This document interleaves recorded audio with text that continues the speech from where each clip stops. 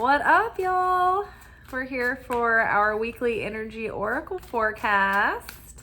Hope everybody's doing well. I am in from work. It was like one of those nights where like the second the doors open, it's like you're running around like a million miles an hour all night, but we still weren't like super busy. I had tables like out on the patio. Our building is so big that like picking up a table on the patio is literally like running down the street. Like every time you have to go to that table, imagine you had to run down the street to your neighbor's house. And you're like, did y'all decide yet? Because the restaurant is filling up inside. Like, I actually do enjoy that job though. It does feel a lot like when you see movies. I saw a meme that was very similar today. It kind of caught the mood. It's like the movies where like the new recruits, the new troops are landing in Nam. And there's like gunfire in the distance and it's a shit show. There's like helicopters and action everywhere and people yelling and running around. And the new recruit's like, are we under active attack? And they're like, ah. And he's like, should we be worried? And they're like, no. It's like, I feel like all right, I'm that dude. Like totally through and through. All right. Okay, I'm going to focus. We are taking a look at the energy and the kind of spiritual weather that we will be living and moving and having our being in this week. Let's see what we've got in store. What is in the cosmic forecast? Sunny with a chance of rainbows, hopefully. Oh my gosh, reflect. Lots of reflecting coming up. I feel that there have been insight and revelation that came and then it kind of snuck through. And then now, like, we kind of had like this up level. And it's only upon, like, when things start moving so fast, you know, for like a couple of weeks and it's all so crazy. And then you take a look back at like maybe some things that came up and you're like, oh, wow, that would have really knocked me out before. Or, wow, this would have really stressed me out and I'm like beginning to handle it better. Or, oh, okay, I see that like, it didn't seem like I had this insight and I didn't know what to do with it, but it integrated because as I've been going through the last couple of weeks, say, maybe you've come up against challenges or things that might have been triggering, or maybe things that would have deeply hurt your feelings, or even things that would have gotten you all excited, and maybe into like a like a very daydreamy, ungrounded state. Like, I think that now we're feeling more mature, more emotionally sober and grounded, with more perspective. And so now it's like reflecting back on recent weeks, seeing like, oh, wow, we really have been growing. We really have been making a lot of progress.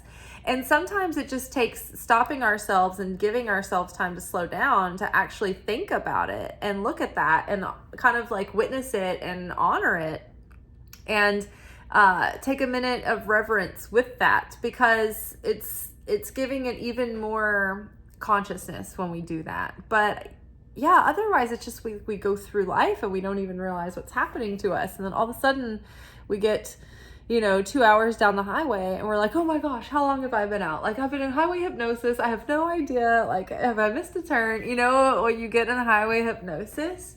So jolt yourself out of highway hypnosis and reflect on, the things that are coming up and maybe lessons that you're starting to really like understand the depth of them. And now it's like you're having a chance, or you're about to embark on this new leg of the path where it's time to put those lessons into play.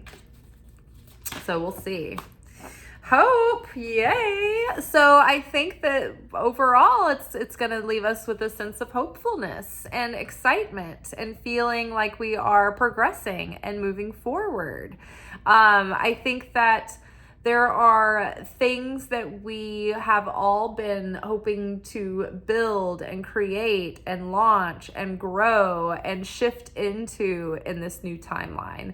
And so I think that by giving a minute to reflect and to gather your thoughts, to gather your deep revelations, to gather your senses, even just to gather your things to do, just getting that brain dumped so that your consciousness is clear and centered and you can kind of choose what you want to put your focus in, right?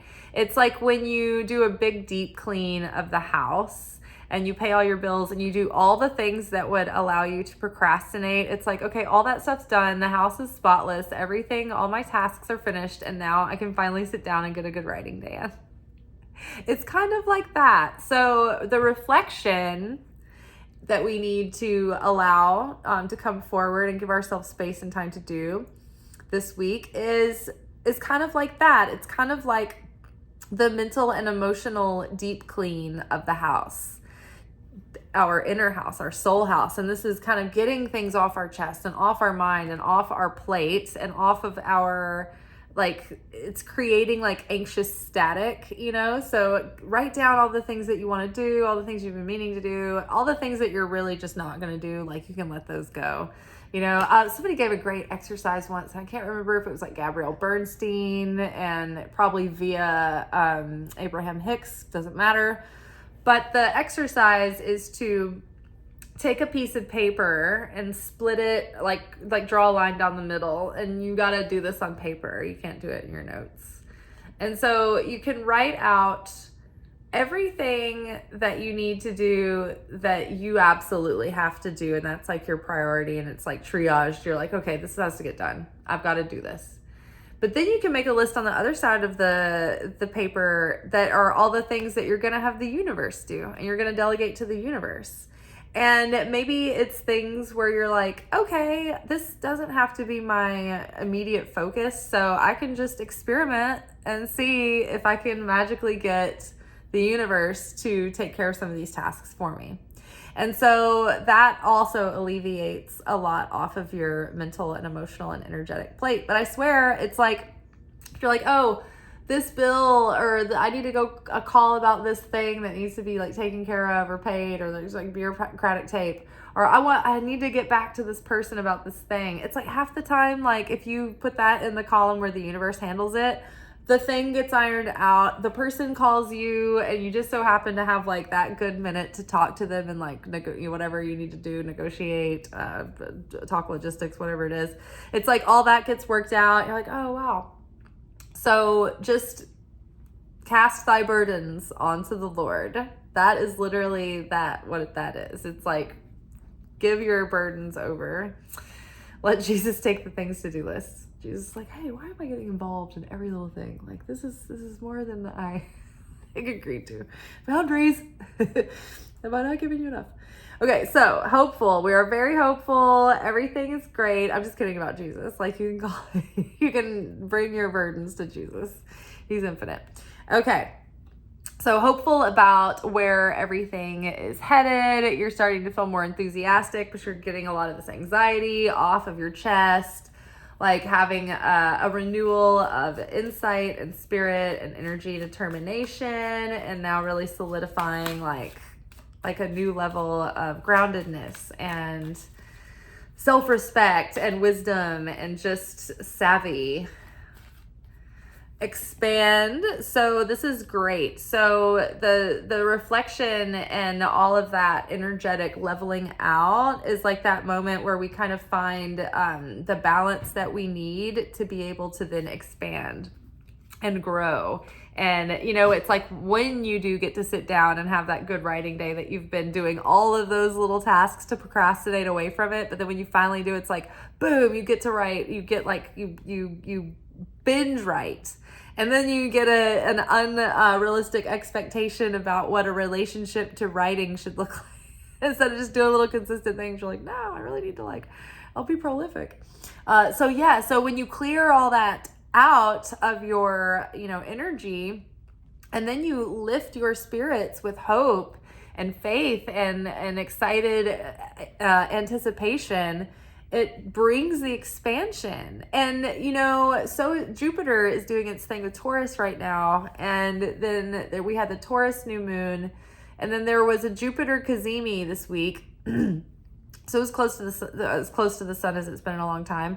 So there's so much emphasis on expansion, like Jupiter, like good fortune and abundance. Like that energy is in the air, and anything that you give effort to right now and your attention and focus and your heart is in it, it's like you can plant seeds right now that will have great potential for expansion. So you don't want to waste this energy. It's like catching a wave with, like, say, Hebrew holidays and astrological windows in time.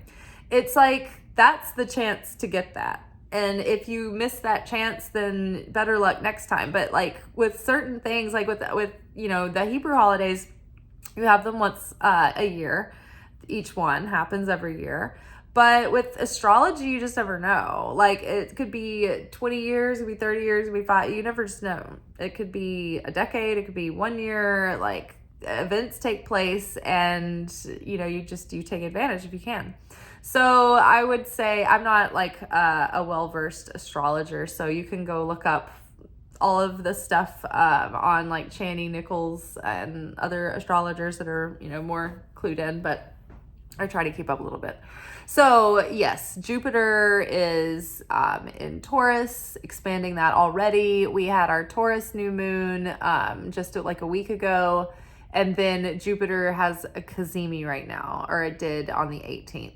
So yes, lots of expansion to anything that you are putting your time, resources, attention, heart, and soul into. Great potential for that. Even if you can just put a little bit of effort in just to plant the seeds right now. It doesn't have to show immediate results and bear fruit immediately.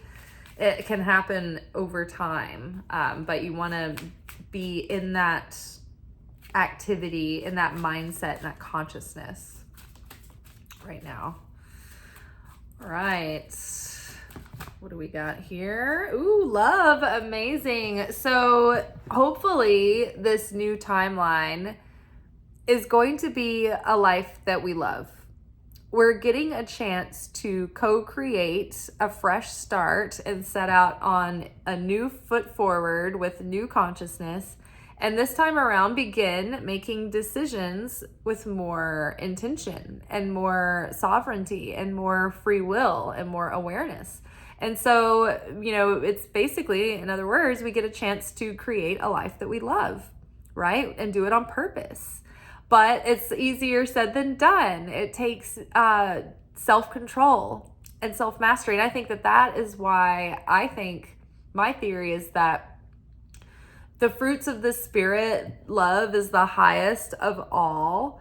But self-control, I think that if you don't have self-control, you can't properly have the other fruits of the spirit, because you'll short circuit. And so you can't sustain the fruits of the spirit unless you have self-control. Self-control is the preserving element, like that preserves the fruits. Okay, so self-control allows you to pause and not become reactive in a situation where you're not acting in a way that's by your choosing.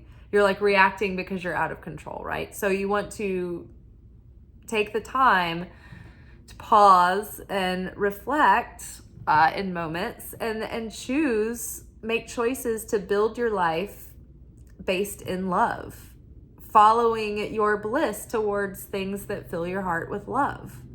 I love this couch. I love my candle. I like my job pretty much. I love it most days. I love my coffee mug. I love people that are around me. I love people who I love. I love like beauty. I love good style. I love design. There's no end to, like, when I connect with something that I love, I'm just like, I love that. It fills me up so much, whether it's food or people or textiles or a beautiful vista, a sunset, a flower. Sometimes I love grotesque things and morbid things and morose things. But either way, it fills my heart with love. And so love begets more love. It's so crazy. It's like the highest vibration and it's infectious. And at the root of it all, everything is made from light. God is light. We are made in the image of God. And literally everything that we see in the universe is made with little quanta of light. So everything is essentially made from love because God is He's unconditional love. He, she, it, not a person. So God is unconditional love and God is light and everything is made of light and everything, comes from love, right? And so it's everywhere. When you activate it, it causes things to expand, right? So when we have a consciousness of love, and that's what we're putting into our efforts, then love expands that thing.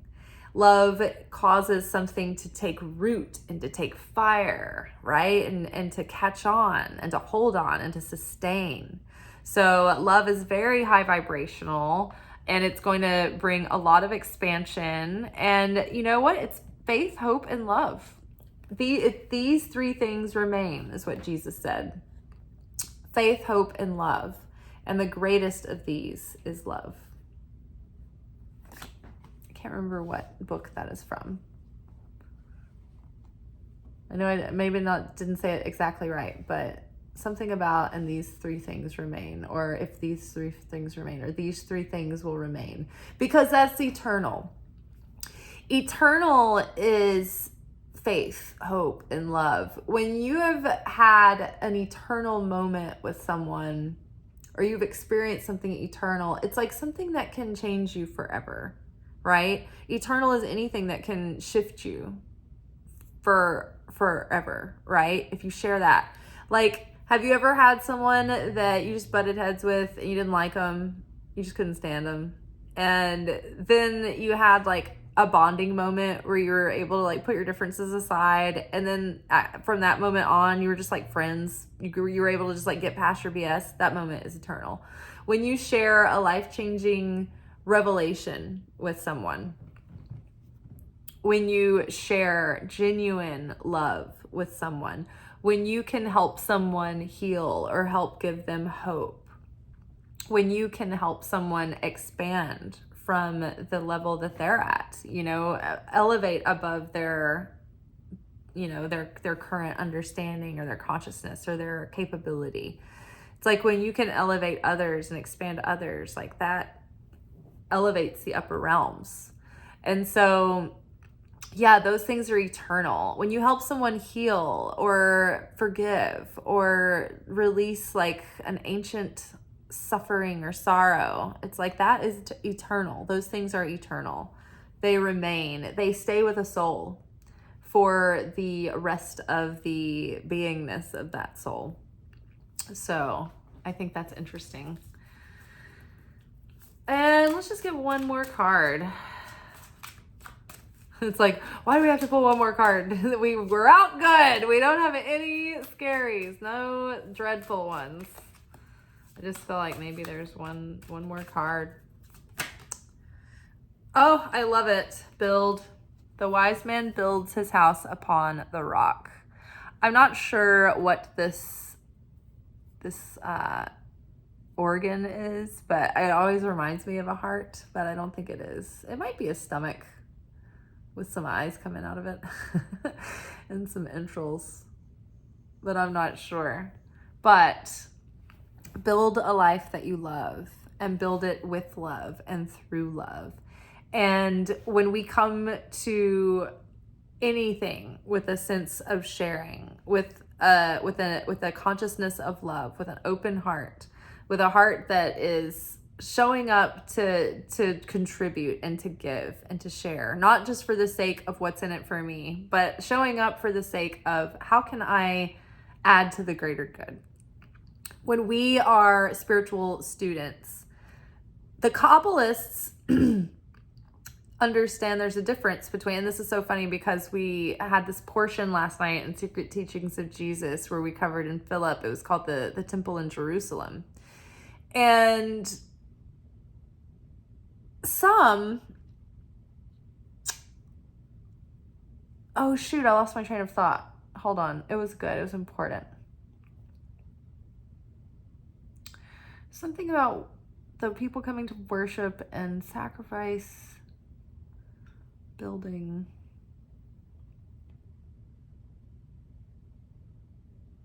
Darn it. I hate when that happens.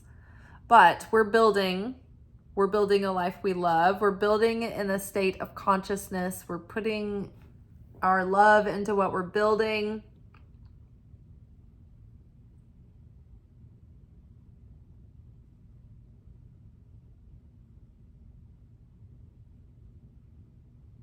I don't know. I mean, I was starting to talk about the temple in Jerusalem, and some people come to worship and they sacrifice, and they don't worship in Jerusalem. And I feel like it was something about like having like thin faith, like just doing it, just going through the motions and not really getting the depth. Nah, it left me. You should probably watch Secret Teachings of Jesus video from last night though. It was good. Maybe you'll make the connection. Dang it. But I think I might circle back to that same portion and do a part 2 of that this next week. But yeah, so we're building a life we love. We're building with love, with a consciousness of love. We're building with intention, and love will expand all. I keep thinking I'll remember it, but I don't. So reflect, hope,